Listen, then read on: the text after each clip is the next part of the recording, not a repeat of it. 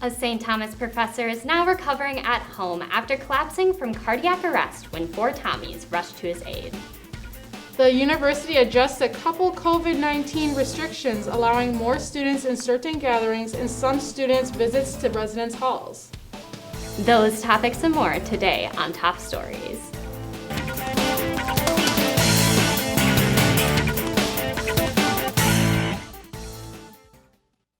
Hello everyone, thank you for joining us for this edition of Top Stories. I'm Leila Weah. In this show, we give you a rundown of TommieMedia's biggest stories. I'm Annie Terry.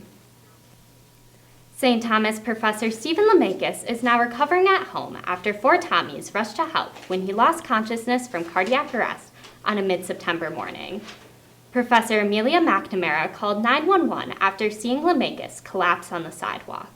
And junior Paris Edwards volunteered to give chest compressions after a 911 operator advised the helpers to do so. Senior Bailey Keffer used a defibrillator obtained by lab manager Taylor Lemester to regain a heartbeat. Lemakis was put into a medically induced coma for 6 days after his cardiac arrest. For the full story about these heroes, check TommieMedia.com. St. Thomas students are adjusting to COVID-19 restrictions on campus, which include wearing masks indoors and outdoors and maintaining social distance. TommieMedia's chief video editor, Taylor Shoup, has the story. The University of St. Thomas worked feverishly over the summer preparing campus for the return of students in the fall. COVID precautions as of September 25th on campus include wearing a mask indoors, outdoors when difficult to distance, only residents allowed in dorm buildings, limited capacities set for every room on campus, and even restrictions of how many people can gather in off-campus housing. The biggest test students have experienced is the inconvenience this has put on their social lives.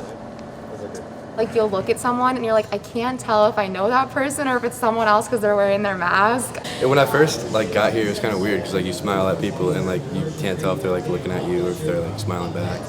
You don't get to meet as many people as I have 2 other brothers, and they said they always hung out with people in their dorm, but we can only have 4 people or 2 other people in our dorm other than the roommate. St. Thomas only allows us to have 10 people at our house. We can't have any large gatherings for obvious reasons. We don't want it to spread. I always like to go up and hug people, my friends and stuff, and I'm I can't do that now. I was 6 feet away, so it's a little more awkward, but it's the new normal. Even when not aiming to be social, students have experienced inconveniences.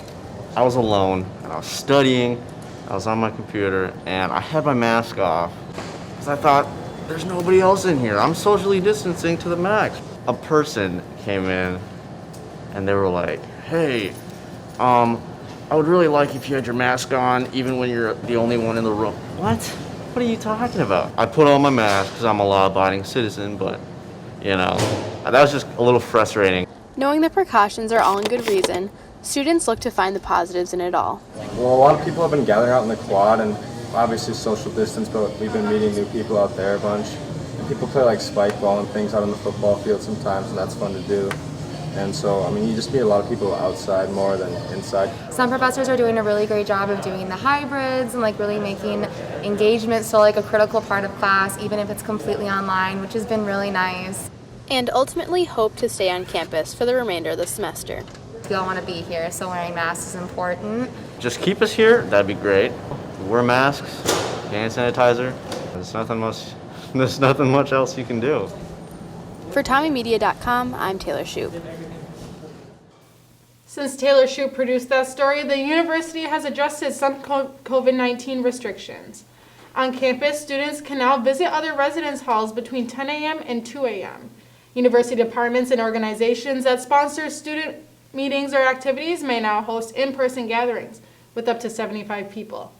But student clubs and organizations must still operate under the 25-person limit.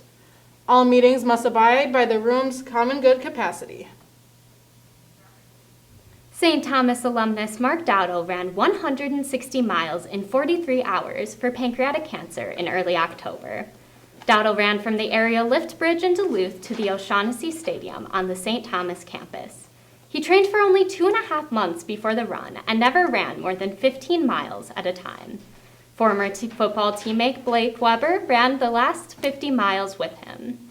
Weber's mother, Lori, died in August from pancreatic cancer, and his father, John, started a charity known as Love Like Lori, which includes a website that is currently devoted to fundraising for pancreatic cancer research.